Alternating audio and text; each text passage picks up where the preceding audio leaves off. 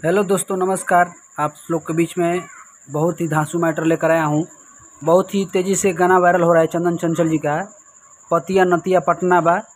उसी गाने पे hit matter हम भी लिखे हैं। उनका गाना कैसे है चंदन चंचल जी का? पतिया नतिया पटना बा, पतिया नतिया पटना बा, देवारा ढोढ़ी चटना बा, देवारा ढोढ़ी चटना बा। ये उनका गाना था। मेरा गाना कैसा है सुनिए। देवारा करत झगड़ा बा, देवारा करत झगड़ा बा, पतिया नतिया अगरा बा, पतिया नतिया अगरा बा।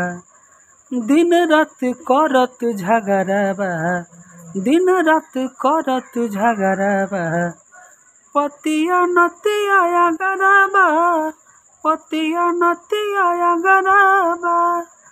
एक बार गिरा के भी गा सकते हैं और उठा से गा सकते हैं।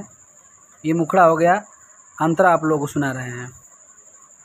हो बवल बुता के संग सुता के मजा तो हिक भर लेता, रहेला घरे तंग बड़ी करे, जग तुहार राजा लेता, जग तुहार राजा लेता।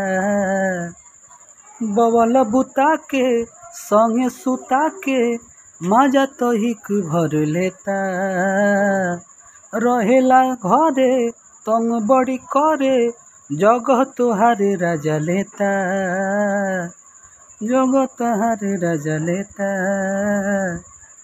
रोज बिगाड़ देता जाता बा, रोज बिगाड़ देत जाता बा, पतिया नतिया अगरा बा, पतिया नतिया अगरा बा। दूसरा अंतरा। चलता कहीं सॉरी धलता कहीं इज्जत न रही, हमारा तो खिस बड़ी भरे, केतनो भगाई बहरी न जाला, बड़ी तो मन राजा करे, बड़ी तो मन राजा करे।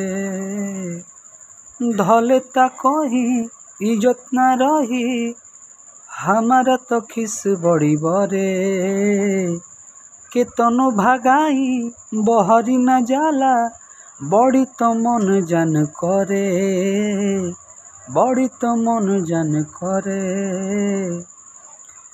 मिलल बदमाश मोर भातारा बा, मिलल बदमाश मोर भातारा बा, पतिया नतिया अगरा बा, पतिया नतिया अगरा बा, अरे पतिया नतिया अगरा बा, पतिया नतिया अगरा बा। तो गाना अच्छा लगा होगा तो वीडियो को लाइक करें, और इस गीत को रिकॉर्डिंग भी आप लोग करा सकते हैं। जाइए गाइए, बिल्कुल फ्री सॉन्ग है और बहुत ही ब्लास्ट मैटर है, सबसे अलग है। तो वीडियो अच्छा लगा तो वीडियो को लाइक करें और चैनल को सब्सक्राइब करें, आगे भी शेयर करें। जय हो। इसी तरह चैनल बने रहिए आगे वीडियो देखने के लिए।